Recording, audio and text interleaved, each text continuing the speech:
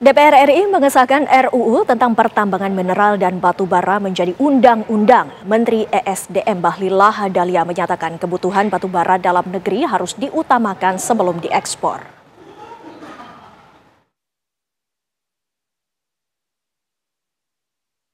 Rapat paripurna DPR mengesahkan rancangan undang-undang atas perubahan keempat tentang pertambangan mineral dan batu bara menjadi undang-undang. Apakah RUU tentang perubahan keempat atas Undang-Undang Nomor 4 Tahun 2009 tentang pertambangan mineral dan batu bara dapat disetujui untuk disahkan menjadi undang-undang? Menteri Energi dan Sumber Daya Mineral Bahlil Lahadalia menyampaikan pemerintah dan DPR menyepakati perubahan dan penambahan pasal yang dibuat dalam 11 poin, di antaranya mengutamakan kebutuhan dalam negeri sebelum ekspor dan pendanaan bagi perguruan tinggi. Pengutamaan kebutuhan batu bara dalam negeri sebelum dilakukan penjualan ke luar negeri, domestic market obligation, pemberian pendanaan bagi perguruan tinggi dari sebagian keuntungan pengelolaan WUP dan WUPK dengan cara prioritas kepada BUMN, BUMD atau badan usaha swasta dalam rangka meningkatkan kemandirian layanan pendidikan dan fasilitas perguruan tinggi. Menteri Bahlil menyatakan RUU Minerba dapat memperbaiki tata kelola, memberikan kepastian hukum, penciptaan lapangan kerja, serta meningkatkan penerimaan negara. Dari Jakarta, tim TV One mengabarkan. Pemirsa, usaha mikro, kecil, dan menengah kini dapat jatah mengelola tambang. Hal ini tercantum dalam revisi Undang-Undang tentang mineral dan batu bara yang segera disahkan.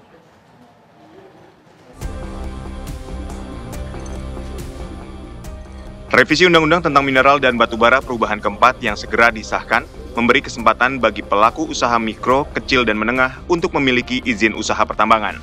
Pasal ini memberi angin segar bagi pemilik UMKM, sebab hal ini tidak tertuang dalam Undang-Undang Minerba sebelumnya. Hal tersebut disampaikan Menteri Hukum Supratman Andi Aktas dan Menteri SDM Bahlil Lahadalia usai rapat dengan Badan Legislasi DPR RI untuk finalisasi RUU Minerba. Dengan pemberian skema prioritas yang ada, itu artinya pembagian sumber daya alam yang kita miliki, semua komponen bangsa termasuk BUMD daerah penghasil itu bisa mendapatkan izin usaha pertambangan yang akan dikoordinasikan oleh Menteri ESDM dalam rangka pengembangan sumber daya ekonomi di masing-masing wilayah. Undang-undang ini tidak memberikan automatically kepada kampus.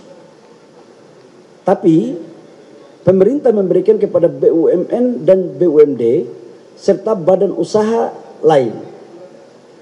Pada implementasinya, perusahaan-perusahaan ini mempunyai kewajiban sebenarnya untuk memberikan semacam penelitian, riset dan segala macam itu kepada kampus.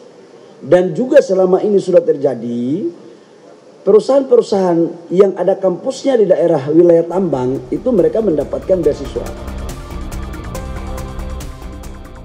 Adapun kriteria UMKM yang dapat mengelola tambang ialah UMKM dengan modal 10 miliar rupiah dan revenue sebesar 50 miliar rupiah. Sementara dalam RUU tersebut, perguruan tinggi tidak mendapat konsensi tambang. Dari Jakarta, Putri Sofia, Junaidi Syaifuddin, TV One mengabarkan.